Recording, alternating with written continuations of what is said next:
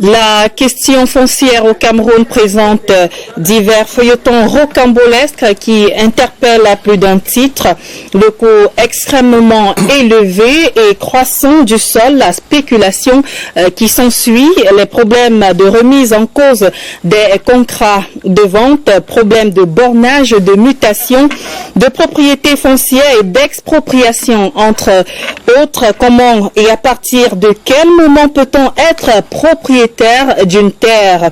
Sinon, jusqu'où Twilight de ce 5 juin 2024 vous apporte des réponses concrètes et vous éclaire sur quelques problématiques atypiques de l'heure, notamment le cas du déguerpissement de Dikolo dans la région du littoral. Bonsoir et bienvenue. Un panel d'intelligence fleurie et aguerrie en ligne et en présentiel échange. Prête à été d'arguments les questions qui vous taraudent l'esprit. Je vous propose une légère pause et on se retrouve bien installé. Le plateau avec moi, Yves Dieudonné Boyomo Mbolo, expert des questions foncières et domaniales. Bonsoir et bienvenue. Merci, bonsoir.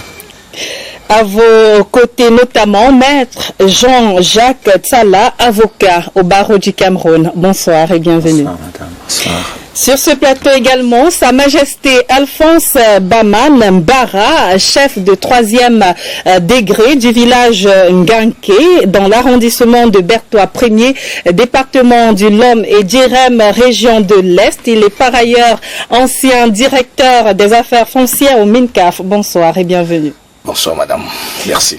Vous êtes donc à côté de notre dernier invité en présentiel ce soir, Samuel Guifo, secrétaire général du Centre pour l'environnement et le développement. Bonsoir et bienvenue. Bonsoir, madame, et merci de m'avoir invité. Eh bien, on a déjà en ligne, de l'autre côté là-bas à Douala, et qui attend impatiemment Georges Syriac Sabéyan, membre de la sous-commission de mise en valeur immatérielle dans le cadre de la commission ad-hoc mise en place par le gouverneur du littoral afin d'examiner les requêtes des personnes déguerpies du site de Dikolo à Douala. Et je crois que je vais immédiatement commencer par vous puisque vous vous impatientez depuis un moment en ligne déjà. Eh bien, bonsoir à vous. Dites-nous donc où en est cette affaire de Dikolo, du déguerpissement de Dikolo aujourd'hui.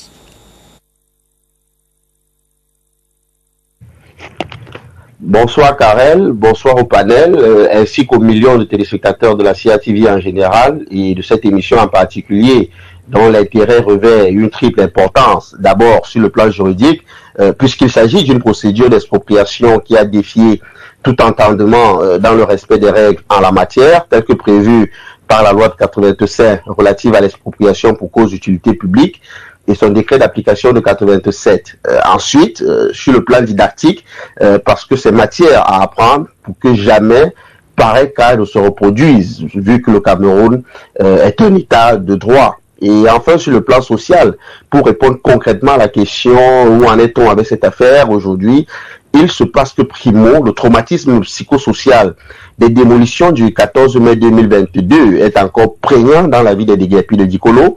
Secondo, ils attendent des plus hautes institutions de la République la suite réservée aux travaux de la commission ad hoc et les sous-commissions mises sur pied par monsieur le gouverneur de la région du littoral, qui s'est chargé de transmettre le dit rapport acquis de droit.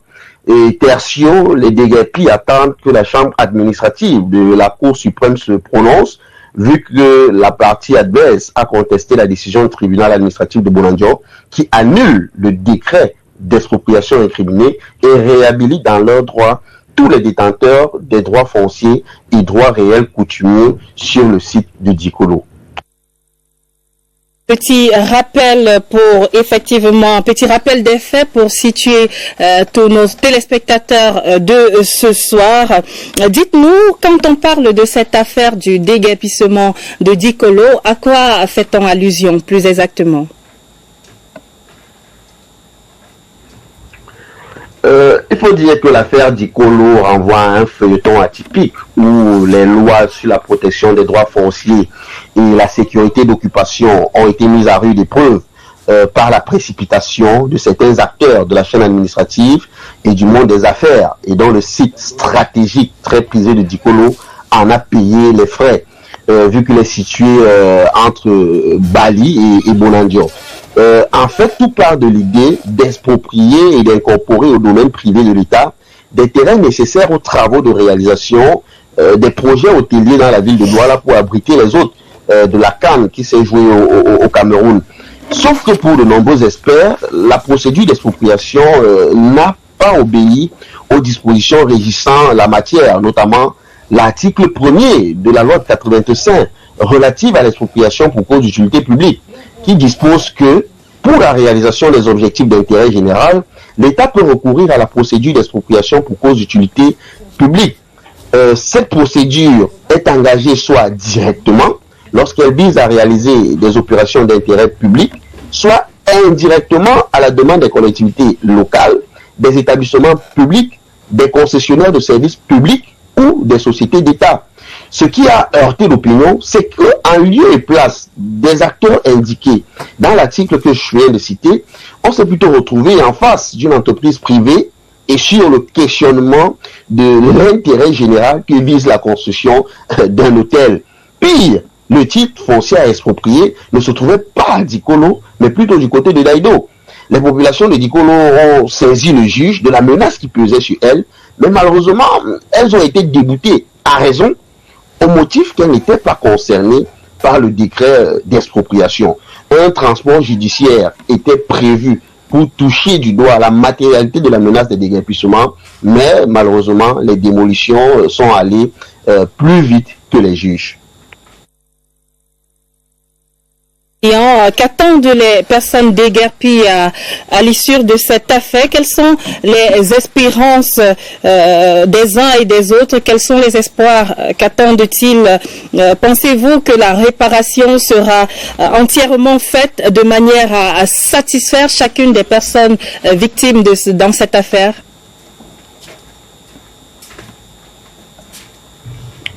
La journée du 14 mai 2022 a duré une éternité pour les Dikolois. Bien que la suspension des travaux par M. le gouverneur de la région du littoral ait contribué à apaiser les cœurs, les victimes sont toujours dans l'attente d'un accompagnement psychosocial pour se remettre de ce traumatisme, pour penser les blessures de cette dépossession incompréhensible de leur terre, quand elles savent que, d'après l'article 95 de la loi 2004 régissant l'urbanisme, l'État assure la sécurité foncière urbaine aux détenteurs des titres de propriété. Et comme je l'ai dit à l'entame, elles espèrent retourner sur leur terre une fois que la phase judiciaire aura vidé son contenu. En outre, elles attendent symboliquement, je pèse bien les mots, symboliquement des pouvoirs publics, une réparation matérielle et pécuniaire du préjudice subi. Car parler de réparation satisfaisante, c'est se mentir à soi-même, vu qu'aucune réparation au sens immatériel du terme ne peut ramener à la vie les personnes décédées, restaurer l'honneur des tombes profanées, recoller les morceaux des familles brisées, disloquées, diminuées et condamnées au recommencement après tant d'années d'investissement partis en ruine. Alors vous qui êtes expert sur le terrain là-bas dans la région du littoral, quelles sont vos observations en ce qui concerne en général les discordes ou les disputes de terrain dans cette partie du pays? Est-ce que ces disputes-là sont plutôt légion?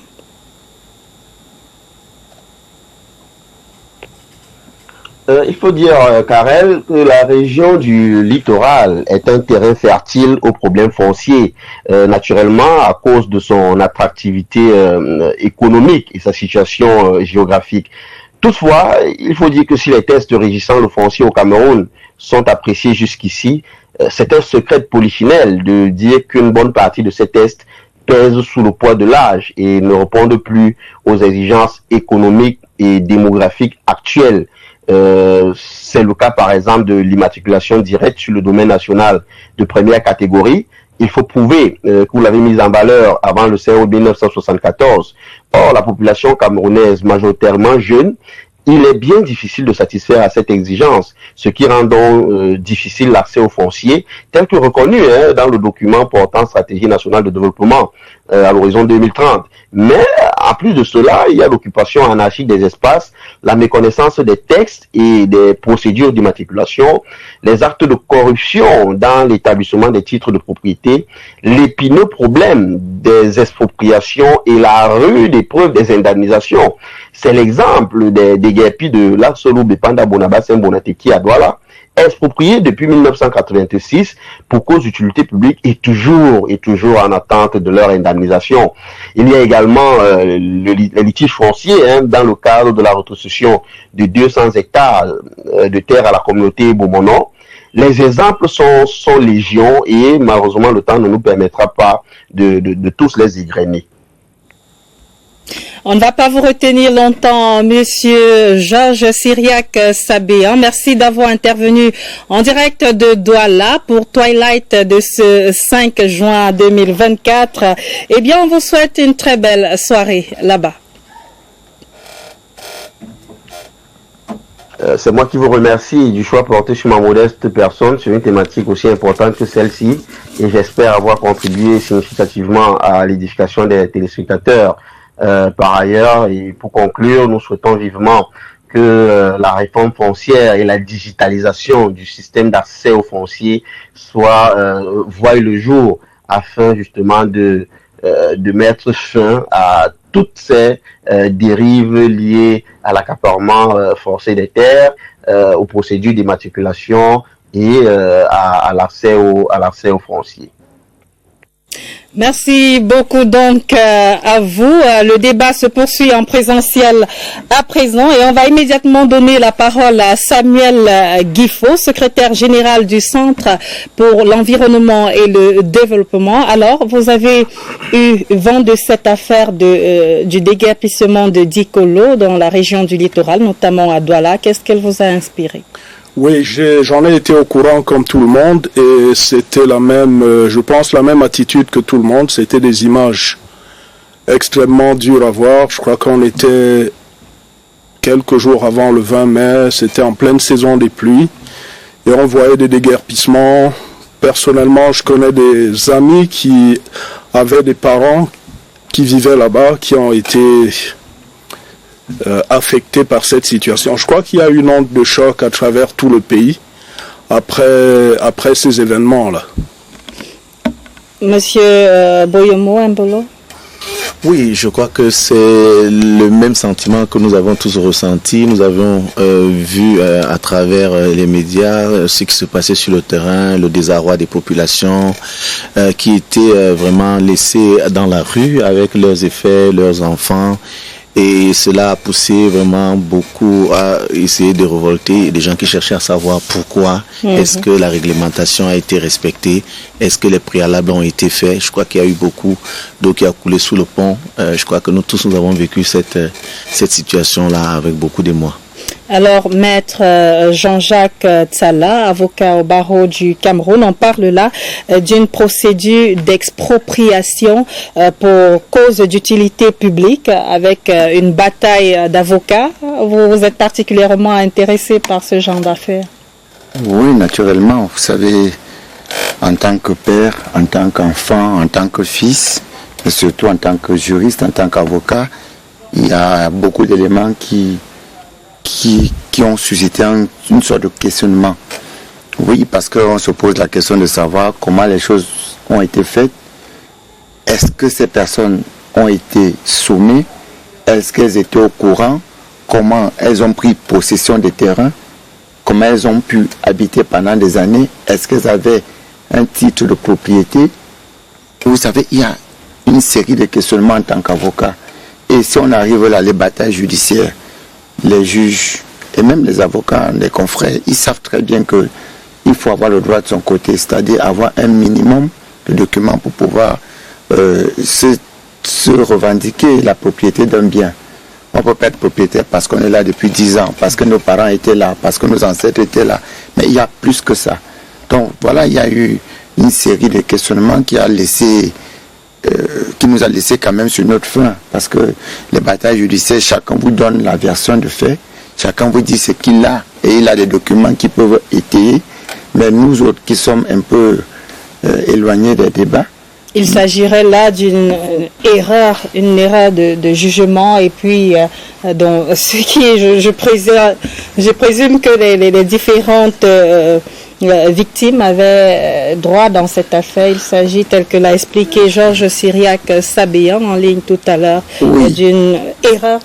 Oui, c'est tout à l'heure quand il expliquait lui qui a droit là. Mais il faut noter que l'erreur judiciaire, lenteur judiciaire, et même la lenteur judiciaire fait partie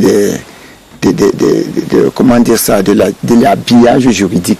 C'est-à-dire qu'on considère que c'est possible qu'il y ait une erreur, c'est possible qu'il y ait des lenteurs. Quelles sont les conséquences? L'État va indemniser. Est-ce qu'il y a une indemnisation suffisante? Et en termes d'indemnisation, c'est ce qui est en cours. On en parlera tout au long de Thaïlande, le temps de donner la parole notamment à Sa Majesté Alphonse Baman Mbara, chef de troisième degré du village Nganké. Vous venez donc de la région de l'Est. Merci d'avoir effectué le déplacement. Est-ce qu'il y a des cas comme ça? Ils sont plutôt ces cas récurrents dans la région de l'Est, notamment dans votre village? La région de l'Est n'est pas épargnée. Je crois que les questions foncières se posent avec beaucoup d'acuité dans tout le Cameroun. L'Est vit d'autres types de réalités. C'est l'accaparement des terres. Vous comprenez que l'Est vit d'autres réalités qui posent effectivement un véritable problème. On se questionne comme les autres ont dit. Est-ce que les textes sont respectés? On ne sait pas. Est-ce que ceux qui sont en charge donc d'examiner ces questions le font avec beaucoup de sérieux? Mais toujours est-il, on va dire, les textes ont beaucoup de limites aujourd'hui avec l'évolution de la vie. La pression foncière fait à ce que, même au niveau de l'administration, on a de la peine à contrôler les agents publics. Ça devient très difficile. Et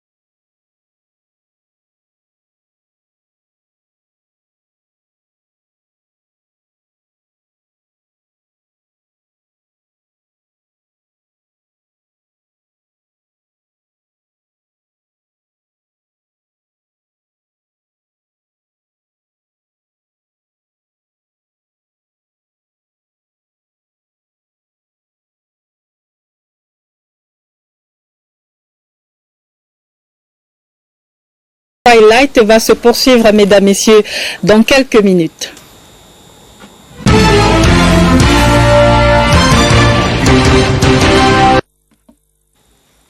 Terre et propriétaire, quand et jusqu'où, Twilight se poursuit et questionne à présent la question des indemnisations. Permettez-moi la tautologie. On va immédiatement vous demander à vous mettre, est-ce que ces indemnisations-là compensent suffisamment les différents préjudices causés?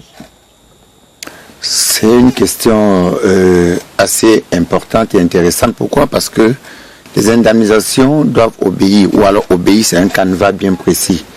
Il y a des textes qui réglementent l'indemnisation. Et vous verrez bien que les textes ne suivent pas. C'est-à-dire que quand il y a un projet d'indemnisation, les textes ne suivent pas l'évolution des choses. Vous allez voir qu'une tôle coûtait, je ne sais pas combien, il y a 20 ans. Aujourd'hui, la tôle coûte, je ne sais pas, 8 000, 10 000, alors qu'elle a coûté 2 000 il y a 20 ans. Le texte de 2003 qui parle des indemnisations, qui revoit, vous dit que on prend en compte tout le matériel que vous avez utilisé. Or, à ce jour, ce n'est plus la même chose. Maintenant, sur le plan affection, c'est-à-dire le plan sentimental, vous avez vos parents, vous avez vos grands-pères, vous avez vos tombes, vous avez vos enfants qui sont enterrés, vous avez une affection, vous avez votre histoire, vous avez vos souvenirs. Et puis, il faut vous délocaliser. Peu importe le montant, il y a quand même une sorte de frustration quand vous êtes appelé à oublier votre passé, à recommencer à zéro. Au-delà des problèmes financiers, c'est-à-dire que financièrement, c'est déjà pas ça, parce que la loi, elle est restée. Il y a près de 20 ans, 24 ans que le dernier texte est sorti, 21 ans exactement, 2003, que le dernier texte sur l'indemnisation est sorti, et le barème reste le même. Il n'y a pas eu d'évolution. Alors, il y a des gens qui ont construit des choses un peu plus importantes. Et le problème de l'indemnisation reste encore parce que quand bien même on va vous délocaliser, il y a même encore un problème que nous on a dans les prétoires. Qui bénéficie de cette indemnisation? Vous avez des successions à problème. Vous avez des gens qui ont réussi parfois à avoir un enfant, une double famille ailleurs, où quelqu'un vous dit que c'était mon père et que c'est à moi que revient cette indemnisation. Vous avez une deuxième épouse, une troisième, vous avez un parent qui dit que c'est la maison de mon fils. C'est à moi que revient l'indemnisation. Le problème de l'indemnisation reste, parfois on a des problèmes dans les prétoires parce qu'on a des soucis. Qui mérite? Il n'y a pas de jugement d'hérédité.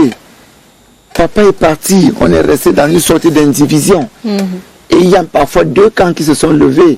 Il y a un qui est riche d'argent, il y a un qui est riche émotionnellement parce que c'est celui qui aime la famille, qui porte la famille, on n'a pas besoin. Et après le riche d'argent vous dit, c'est mon père. C'est à moi qu'il faut donner. On nous dit non, c'est pas lui, c'est un autre problème. Maintenant, la valeur de l'indemnisation, c'est un autre problème. Le bénéficiaire, il y a beaucoup de problèmes sur le caractère de l'indemnisation. Sa Majesté, tout en rappelant que vous êtes ancien directeur des affaires foncières au ministère du domaine des cadastres et des affaires foncières. Bon, je crois que tout a déjà été dit ici. Le problème reste le même. Est-ce que les procédures sont respectées? On dit oui. Sur la question des indemnisations? Sur la question des indemnisations. Ça veut dire que, est-ce qu'il y a un décret qui a été pris? Est-ce que la commission est descendue pour évaluer, constater, évaluer les mises en valeur? Est-ce que maintenant, on a l'argent disponible? Parce qu'il faut tenir compte aussi de la disponibilité financière. Parce qu'on peut faire un État. Mais on vous dit, après 1 an, 2 ans, 3 ans, l'État ne dispose pas toujours des moyens nécessaires pour pouvoir indemniser les populations investies par le projet. Donc voilà un peu. Et dans ce cas, qu'est-ce qu'on fait? Dans ce cas, vous allez patienter. Il faut retenir que l'État a deux possibilités.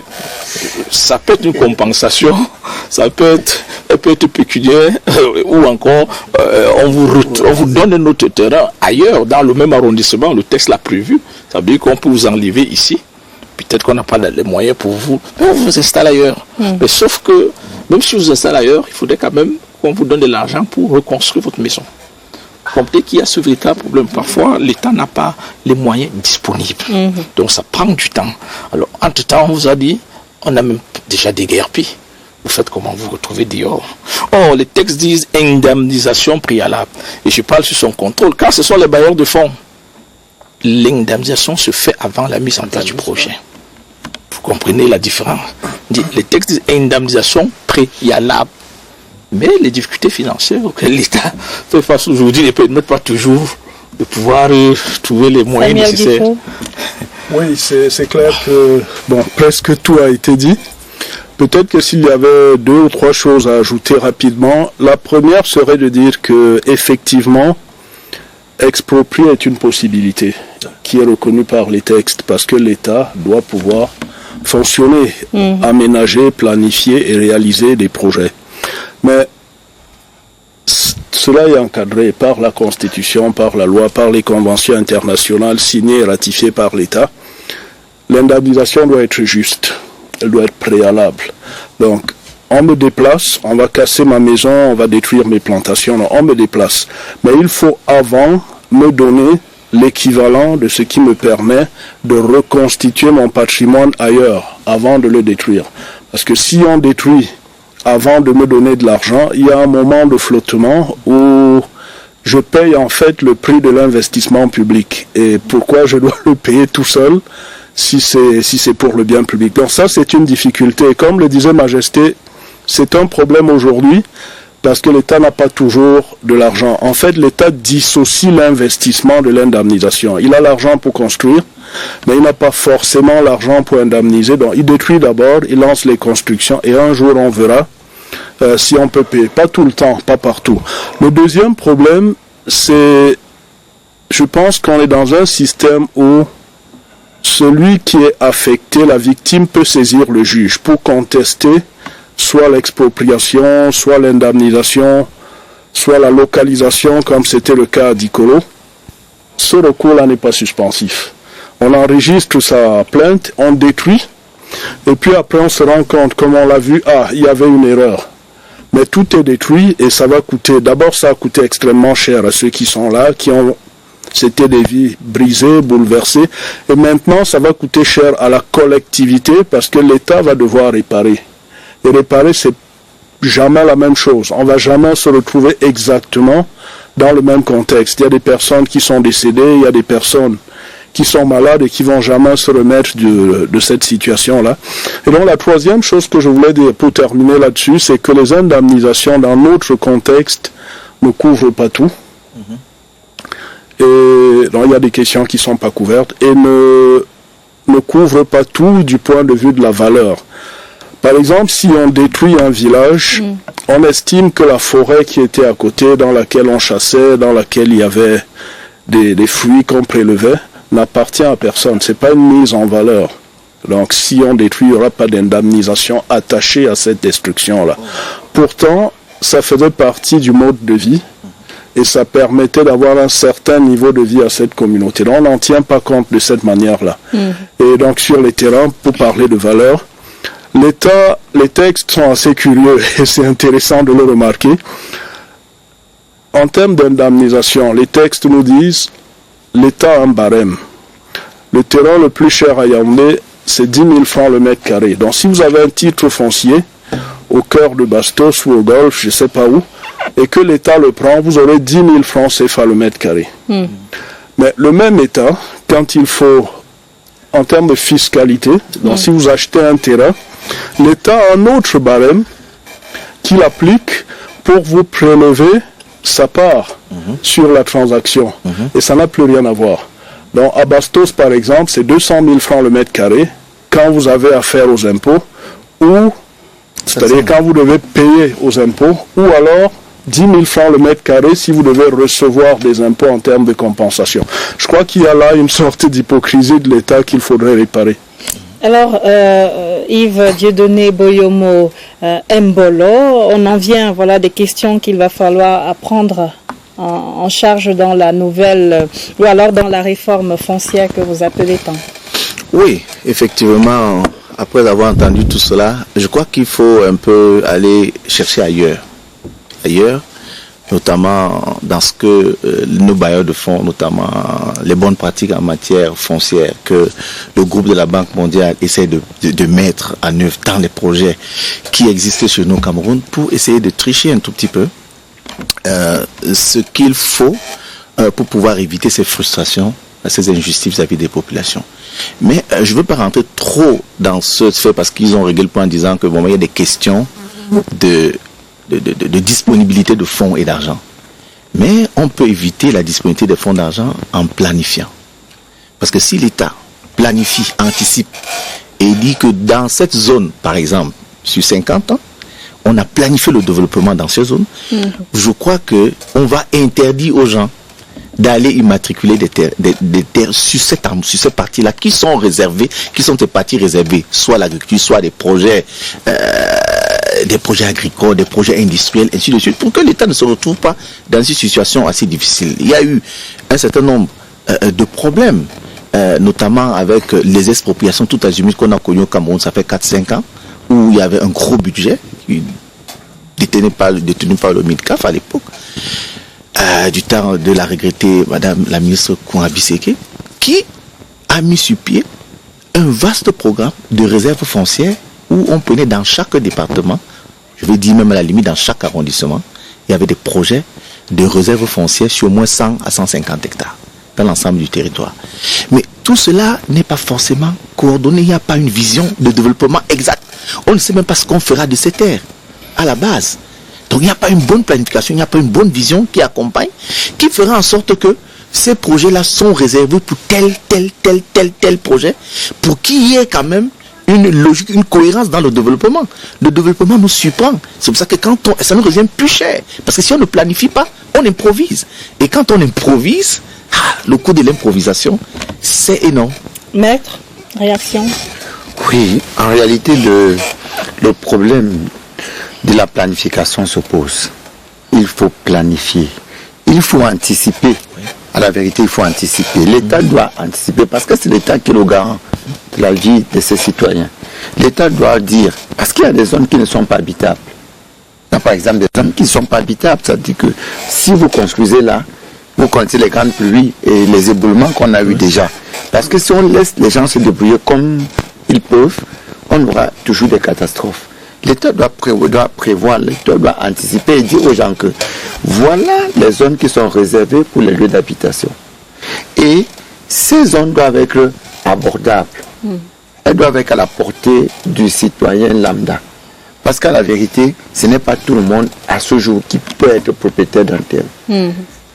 C'est pas tout le monde qui peut être propriétaire des terres. Et on va vous dire, comme moi, encore que c'est devenu la véritable spéculation.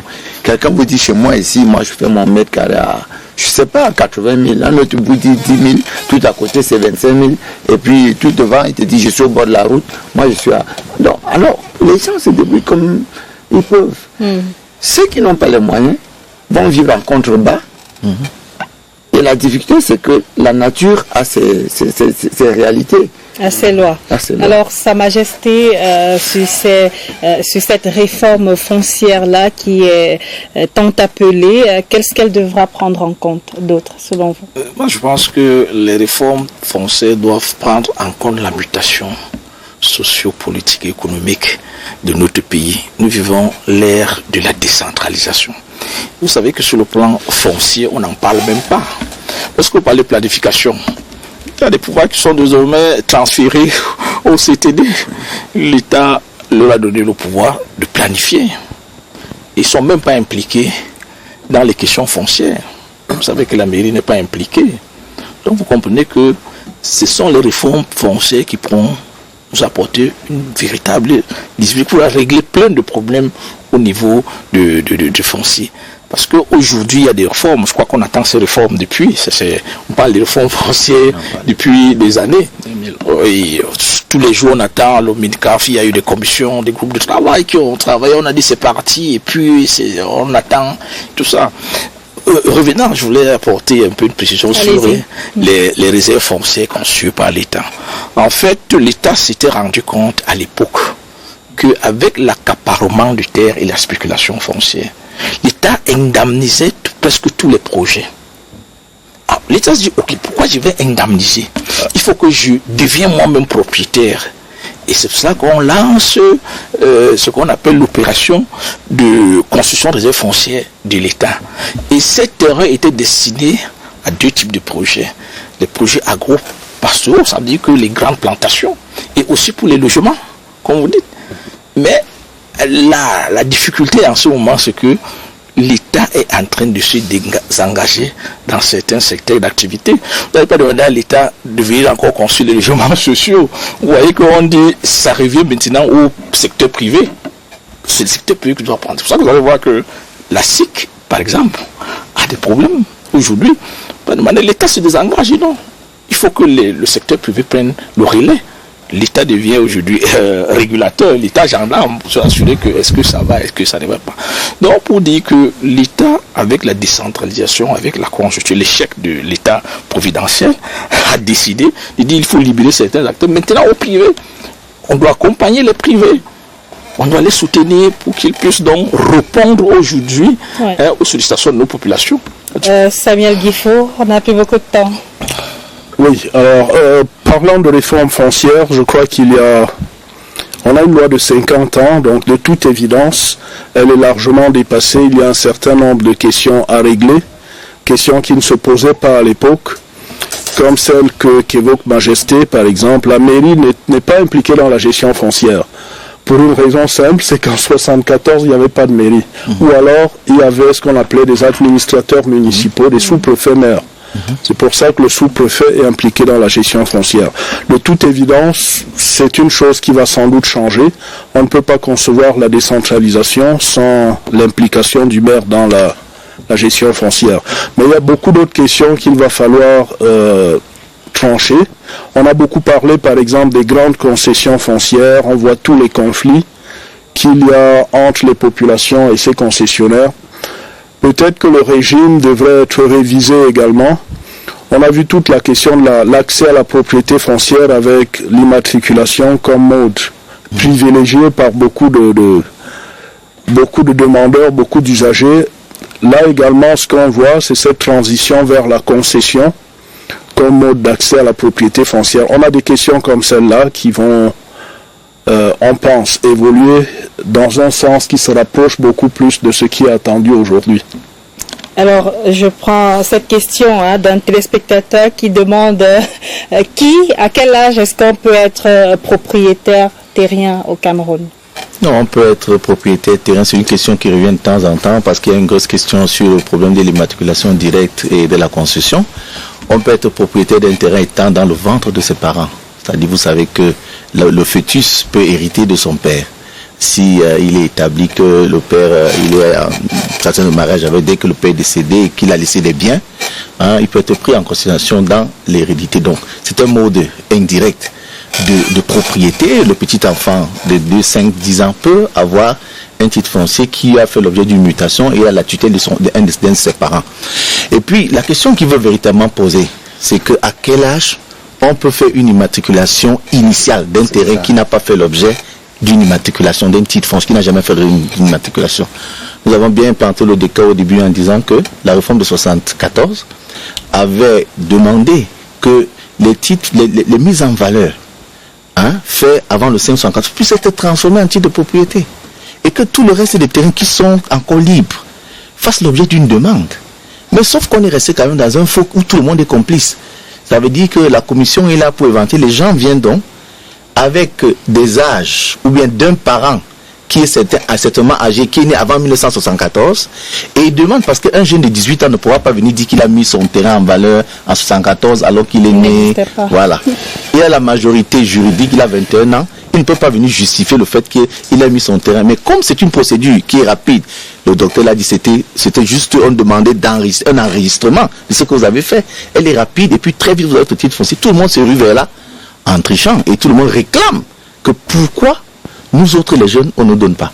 La concession, c'est le principe qui ouvre la possibilité à tous les Camerounais de tous bords, partout où ils se retrouvent, de demander une immatriculation encore sur la base d'un projet préalablement étudié par les pouvoirs publics et qui s'est basé dès que vous avez la majorité juridique, dès que vous avez 21 ans, vous pouvez demander en immatriculation, comme vous pouvez acheter un terrain du domaine privé de l'État ou bien du domaine privé des particuliers. Vous faites votre dossier technique, ainsi de suite. Vous achetez pas devant notaire, il n'y aura pas de problème. Il ne me reste plus donc à vous remercier, chers messieurs, d'être venus participer à cette édition de Twilight du 5 juin 2024. Merci à vous, à la maison, à vous partout qui nous avez regardés de par le monde entier. Merci à nos équipes techniques et rédactionnelles. Merci particulier à Georges Syriac Sabéyan, membre de la sous-commission de mise en valeur immatérielle dans le cadre de la commission ad hoc, ex-commission mise en place par le gouverneur du littoral afin d'examiner les requêtes des personnes déguerpies du site de Dikolo à Douala. Mesdames, Messieurs, c'était Twilight. Bonne suite de programme en compagnie de CRTV News.